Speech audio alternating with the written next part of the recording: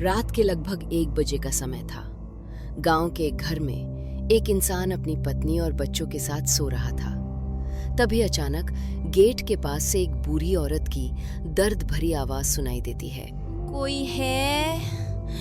कोई मुझे कुछ खाने के लिए दे दो, बहुत भूख लगी है। कई दिनों से एक दाना तक नसीब नहीं हुआ। कोई तो मेरी मदद करो, मैं भूख से मर रही हूँ। अगर कहीं कुछ बचा खुचा हो तो इस दुखियारी को दे दो। लेकिन कोई सुन नहीं रहा। वो बार बार कराहते हुए यही बात 2-3 बार दोहराती है, जैसे कई दिनों से भूखी हो। लगता है आज भी कोई नहीं आएगा। घर के आदमी की नींद खुल जाती है। वो उठकर बाहर जाने लगता है। तभी उसकी पत्नी उसे रोक लेती है। कहाँ जा रहे हो? कोई बहुत भूखी है, हमारे गेट के सामने भूख से तड़प रही है। कोई नहीं निकला। किसी को मुझ पर दया नहीं आ रही है। सुना तुमने? वो फिर से बोल रही है। आप बहुत दिनों बाद गांव में आए हो, इसलिए आपको नहीं पता वो कोई औरत नहीं है। अभी आप सो जाइए। इतना कहकर वे दोनों फिर से सो जाते हैं। गेट के बाहर वो बूढ़ी औरत धीमी टूटी हुई आवाज में बोली, कोई नहीं। कोई मुझे एक रोटी का निवाला भी नहीं दे रहा। चलो आगे देखती हूँ। वो बूढ़ी औरत धीरे धीरे अगले घर की ओर बढ़ती है।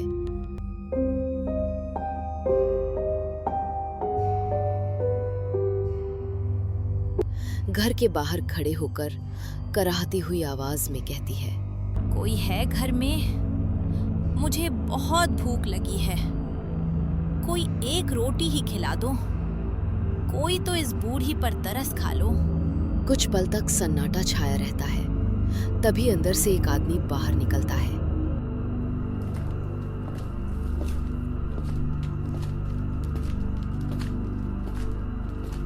अरे कौन इतना शोर मचा रहा है? सोने भी नहीं देते चैन से। इतनी रात को इतना हंगामा क्यों कर रहे हो? जाओ यहां से।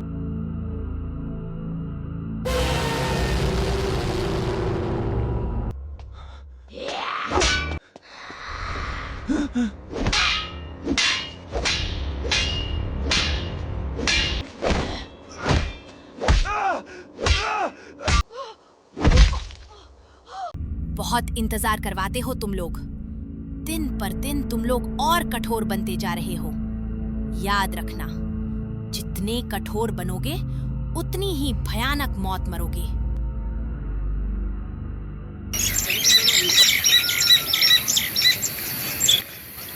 कुछ दिनों बाद उसी गांव में राम नाम का एक लड़का अपनी पढ़ाई पूरी करके गांव लौटता है।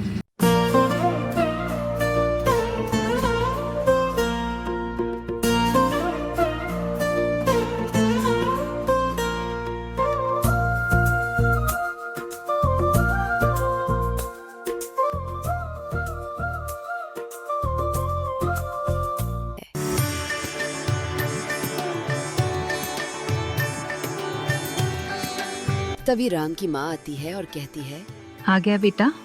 हाँ माँ। आने में कोई दिक्कत तो नहीं हुई? नहीं माँ, कोई दिक्कत नहीं हुई। बहुत अच्छे से आ गया। माँ प्यार से बोलती है। चल बेटा, बहुत दूर से आया है ना, थक गया होगा। चल घर के अंदर चल।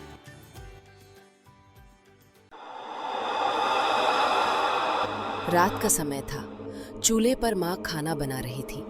राम ने इधर उधर देखते हुए कहा, माँ, हमारा गांव बिल्कुल वैसा का वैसा है। 3 साल हो गए, यहाँ कुछ भी नहीं बदला। हाँ बेटा, यहाँ कुछ नहीं बदला और बदलेगा भी नहीं। तुम शहर में ही कोई अच्छी नौकरी देख लो, वहीं बस जाओ। इस गांव में कुछ नहीं रखा है। ये कैसी बातें कर रही हो माँ? मैं अपने गांव के लिए कुछ करना चाहता हूँ। माँ का चेहरा गंभीर हो गया। तू यहाँ नहीं रहेगा बस। लेकिन क्यों माँ? ये मेरा गांव है। तू अभी कुछ दिन रहेगा ना, तुझे खुद ही सब समझ आ जाएगा बेटा। फिर राम और उसकी माँ दोनों खाना खाकर सो जाते हैं। जब राम सोया हुआ होता है तब रात के 1 बजे फिर वही आवाज आती है। कोई है? कोई मुझे कुछ खाने के लिए दे दो, बहुत भूख लगी है। इस बार बूढ़ी औरत राम के घर के सामने रुकती है। कोई है क्या? मुझे बहुत भूख लगी है। कोई तो मुझे एक रोटी का निवाला खिला दो, बहुत भूख लगी है। उस औरत की आवाज से राम की नींद खुल जाती है। वो उठकर मन ही मन सोचता है, इतनी रात को कौन रोटी मांग रहा है? जाकर देखता हूँ। राम धीरे धीरे दरवाजे की ओर बढ़ता है और जैसे ही दरवाजा खोलने ही वाला होता है, डरी हुई आवाज में माँ बोली, कहाँ जा रहा है? माँ, हमारे घर के आगे कोई औरत भूख से तड़प रही है। उसे देखने जा रहा हूँ कि वो कौन है। नहीं बेटा, तू बाहर मत जा। वो कोई औरत नहीं है, वो एक आत्मा है। राम चौंक कर बोला, माँ, ये क्या कह रही हो? हमारे गांव में किसकी आत्मा? अभी इतना सवाल मत कर, चुपचाप सो जा। राम माँ की बात मान लेता है और फिर से सो जाता है। कोई नहीं निकला। किसी को मुझ पर दया नहीं आ रही है। कोई बात नहीं, आगे देखती हूँ।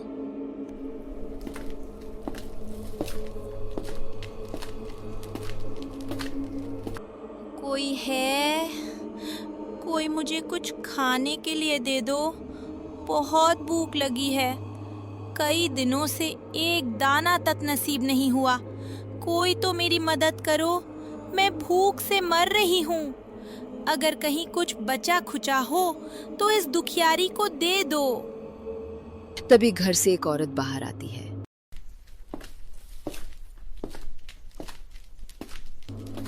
और गुस्से में बोलती है, क्या हुआ? इतनी रात को क्यों चिल्ला रही हो? सब सो रहे हैं, जाओ यहाँ से। वो बूढ़ी औरत देखते ही देखते अपने असली रूप में बदल जाती है।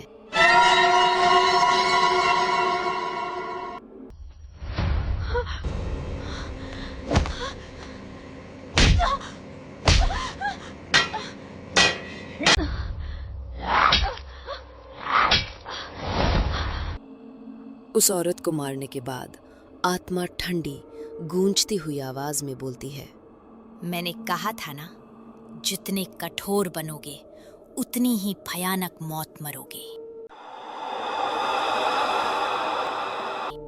अगली सुबह गांव के कुछ लोग चौपाल पर इकट्ठा होते हैं। सबके चेहरे पर डर और चिंता साफ झलक रही होती है। तभी शंभू बोलता है, हमारे गांव में आखिर ये मौत का सिलसिला कब रुकेगा? हर रोज वही बूढ़ी औरत आती है और किसी न किसी को मार देती है। ये सुनकर गोपाल कहता है, अरे लेकिन हमने उस औरत का क्या बिगाड़ा है? वो हमारे ही गांव के साथ ऐसा क्यों कर रही है? तभी एक दूसरा गांव वाला डरती हुई आवाज में बोल उठता है, ये बात तो वही औरत जाने, लेकिन पता नहीं हमें इस आत्मा से कब छुटकारा मिलेगा।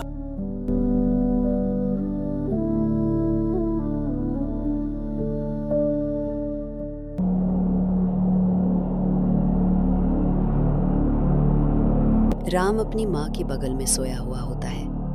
आंखें बंद हैं, लेकिन मन में सवालों का तूफान चल रहा है। वो मन ही मन सोचता है, आखिर ये औरत कौन है और हमारे गांव में बार बार क्यों आती है? हर समय यही क्यों कहती रहती है कि वो भूखी है? जरूर इसके पीछे कोई न कोई वजह होगी। तभी अचानक अंधेरे में उस बूढ़ी औरत की आवाज गूंज उठती है, मुझे बहुत भूख लगी है। कई दिनों से कुछ भी नहीं खाया। कोई एक रोटी ही दे दो, बहुत भूख लगी है। कोई तो आए, कोई तो मेरी आवाज सुने। इस बार राम मन ही मन फैसला कर लेता है कि वो खुद जाकर सच जानने की कोशिश करेगा। वो धीरे धीरे उठता है, बिना किसी आवाज के दरवाजे की कुंडी खोलता है और बाहर निकल आता है। बाहर सन्नाटा छाया होता है। राम चारों तरफ देखता है, लेकिन वहां कोई नजर नहीं आता। तभी उसकी नजर दूर जाती हुई एक औरत पर पड़ती है। राम चुपचाप उसके पीछे पीछे चलने लगता है।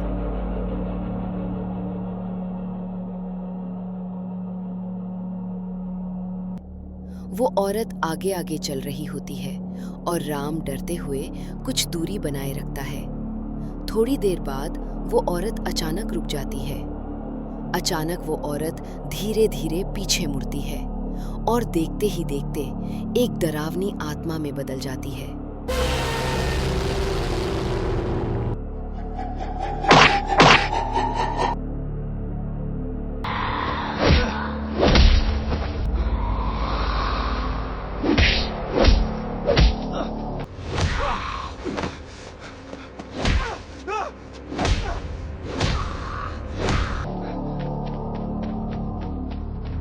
जाओ, भाग जाओ। मैं तुम्हें एक मौका दे रही हूँ, अब नहीं दूंगी। कोई है? कोई मुझे कुछ खाने के लिए दे दो, बहुत भूख लगी है।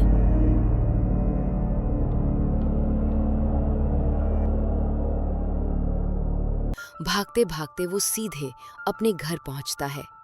उसका शरीर कांप रहा होता है, सांसें तेज चल रही होती हैं। राम बुरी तरह डर चुका होता है।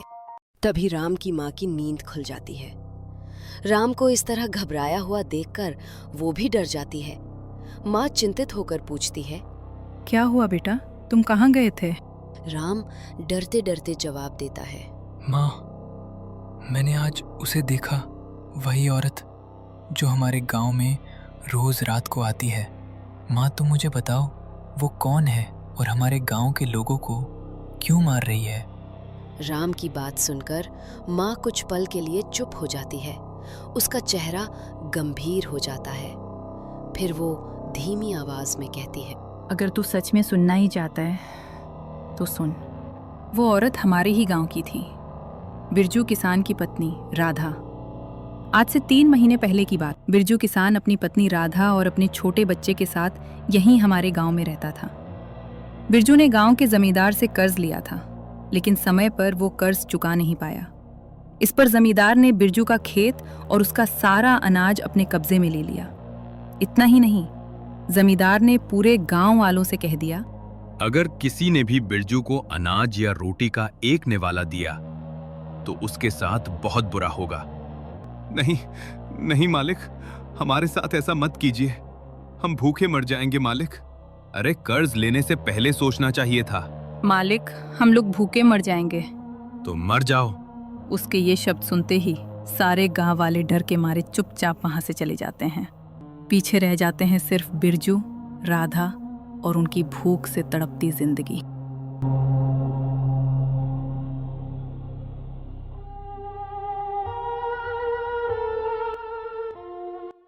पाँच से 6 दिनों तक बिरजू और उसका पूरा परिवार भूख से तड़पता रहा। माँ, बाबा, मुझे बहुत भूख लगी है, क्या आप मुझे कुछ खाने को दे सकते हैं? बच्चे की बात सुनकर माँ ने स्नेह से कहा, ठीक है बेटा, तुम यहीं रुको, मैं तुम्हारे लिए खाना लेकर आती हूँ। ये कहकर राधा अपने बच्चे की भूख मिटाने के लिए लोगों से भोजन मांगने निकल पड़ती।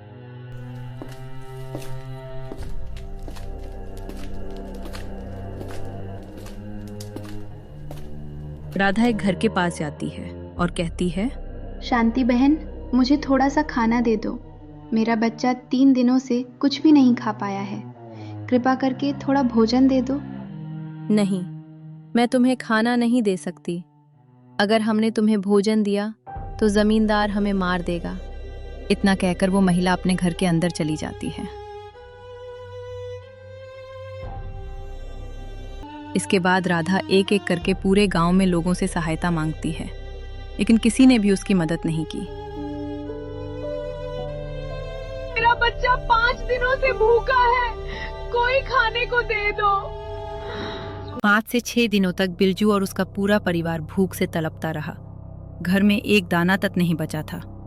बिरजू अपनी पत्नी और अपने मासूम बच्चे को भूख से बिलखते हुए अब और नहीं देख सका। आखिरकार मजबूरी में वो जमींदार के घर अनाज चुराने चला गया।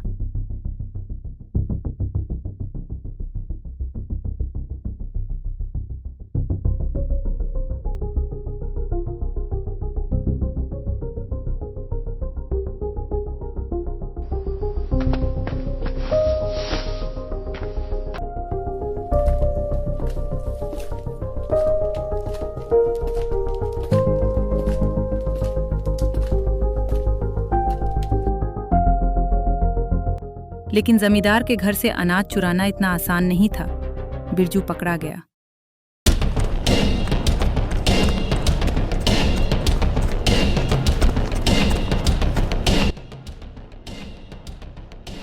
जमींदार के आदमियों ने उसे बेरहमी से पीटा और मारते मारते उसकी जान ले ली। दर्द और अन्याय की आग में जलकर उसकी आत्मा एक भयानक शक्ति में बदल गई, एक ऐसी परछाई जो अब केवल पीड़ा और प्रतिशोध की गूंज बनकर रह गई। मेरा बच्चा मर गया, मेरा पति भी चला गया। भूख और दर्द ने मुझे अंदर से जला दिया है। अब इस गांव को मेरे दर्द की आग महसूस होगी। किसी को भी अपने किए का हिसाब देना होगा।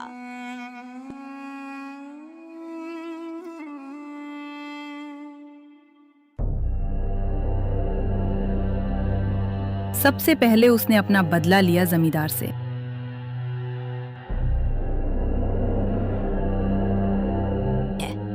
मेरा बच्चा भूखा है, कई दिनों से उसने कुछ नहीं खाया। मुझे बस रोटी का एक निवाला दे। कौन है वहां?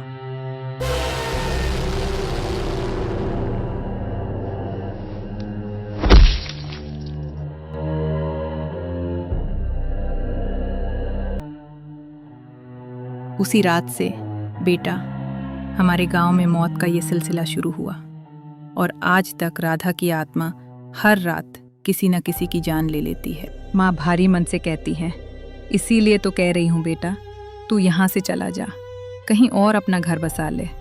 मैं कभी कभी तुझसे मिलने आ जाया करूँगी। नहीं माँ, मैं तुम्हें और अपने गांव वालों को इस मुसीबत में छोड़कर नहीं जा सकता। माँ की आवाज़ में गुस्सा और डर दोनों होते हैं। तू मेरी बात क्यों नहीं मानता है बेटा? माँ, मुझे बस 2 दिन की मोहलत दे दो, मैं सब ठीक कर दूंगा। माँ चौंक कर पूछती है, तू ठीक करेगा? लेकिन कैसे बेटा? वो कोई साधारण औरत नहीं, वो एक आत्मा है जो सिर्फ इस गांव का विनाश चाहती है। माँ, मैं जानता हूँ वो आत्मा है, लेकिन मैं ये भी जानता हूँ कि वो जितनी बेरहम दिखाई देती है उतनी है नहीं। मैंने उसे अपनी आंखों से देखा है माँ। देखो, तुम्हारा बेटा उसके सामने जाकर भी जिंदा लौट आया है। उसने मुझे नहीं मारा। माँ, बस मुझे 2 दिन का समय दे दो। अगर मैं इस समस्या का समाधान नहीं कर पाया तो मैं खुद यहाँ से चला जाऊंगा। माँ कुछ देर चुप रहती है। उसकी आंखों में डर भी है और बेटे पर भरोसा भी। आखिरकार वो कहती है, ठीक है बेटा, मैं तुझे 2 दिन का समय देती हूँ, लेकिन मुझसे वादा कर कि अगर 2 दिन में कुछ नहीं हुआ तो तू यहाँ से चला जाएगा। ठीक है माँ, मैं वादा करता हूँ। अगर मैं 2 दिन में अपने गांव की इस समस्या को हल नहीं कर पाया तो मैं इस गांव को हमेशा के लिए छोड़ दूंगा।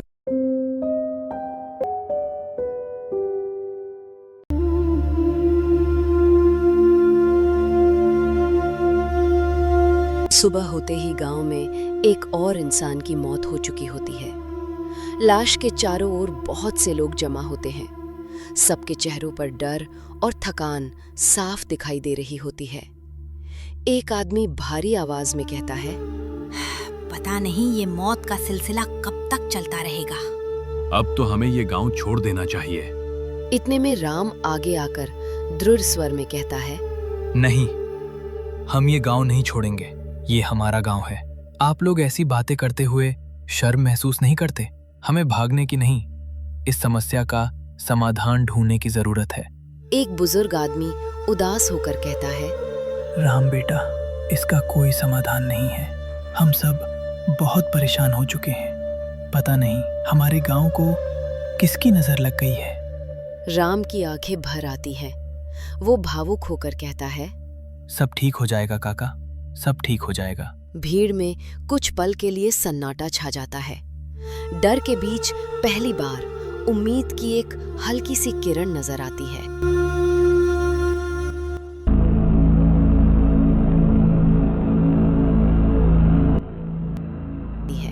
रात हो चुकी होती है। राम की माँ सो जाती है। राम सोने का नाटक करता है, लेकिन उसकी आंखों में नींद नहीं होती। वो चुपचाप बिस्तर पर लेटा होता है। तभी फिर वही जानी पहचानी आवाज अंधेरे में गूंजती है, कोई है? कोई मुझे कुछ खाने के लिए दे दो, बहुत भूख लगी है। कई दिनों से एक दाना तक नसीब नहीं हुआ। कोई तो मेरी मदद करो, मैं भूख से मर रही हूँ। राम धीरे से उठता है, एक थाली में रोटी और थोड़ी सी सब्जी रखता है और दरवाजा खोलकर बाहर निकल आता है। बाहर फिर सन्नाटा होता है, कोई दिखाई नहीं देता। राम इधर उधर देखता है, तभी उसे वही आत्मा खेतों की ओर जाती हुई नजर आती है। राम उसके पीछे पीछे चल देता है। कुछ दूर जाकर वो आत्मा रुक जाती है, धीरे धीरे पीछे मुड़ती है और गुस्से भरी नजर से राम की तरफ देखती है।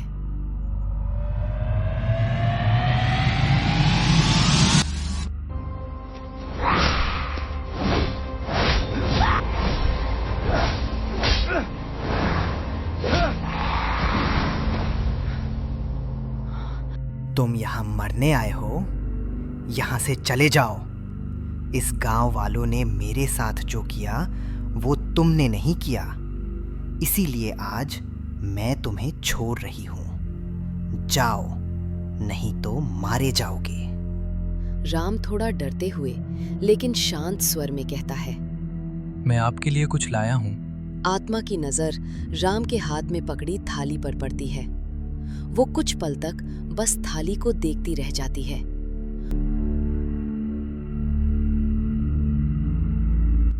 आत्मा कांपते हाथों से राम की थाली से रोटी का एक निवाला उठाती है। वो उसे खाने लगती है।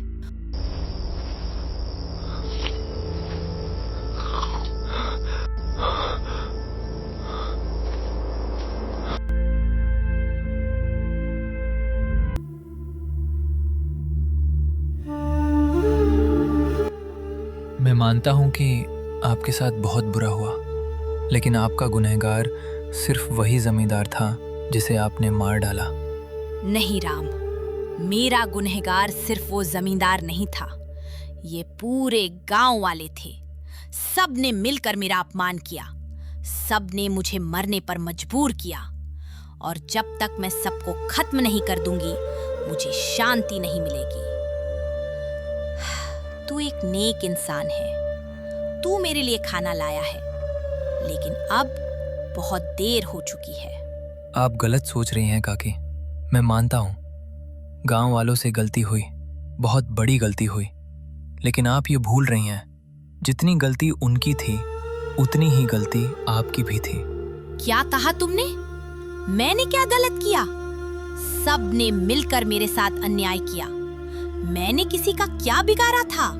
इस दुनिया में सबसे बड़ा पाप है भगवान की दी हुई जिंदगी को खुद खत्म करना, और आपने तो अपने साथ अपने बच्चे की जिंदगी भी खत्म कर दी। आपने अपने ही हाथों से अपने बच्चे को मारा है। अपने बच्चे को मारते हुए जरा भी दया नहीं आई आपको?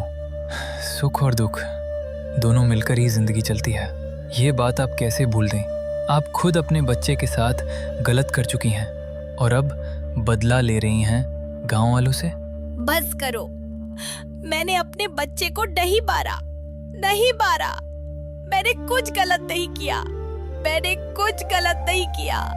राधा काकी, अब और मत जलिए इस बदले की आग में। इन गांव वालों को माफ कर दीजिए और अपने बेटे और अपने पति के पास अपनी असली दुनिया में लौट जाइए। वहीं आपको सच्ची शांति मिलेगी। तुम सही कह रहे हो राम, मैं अपनी गलती मानती हूँ। मैं अपने बदले की आग में इतनी भूल गई कि जीवन और मृत्यु सिर्फ भगवान के हाथ में है। तुमने मेरी आंखें खोल दी, तुमने मुझे मुक्ति दिलाई। तुम्हारा बहुत बहुत धन्यवाद। अब मैं अपने बच्चों और अपने पति के पास जा रही हूँ।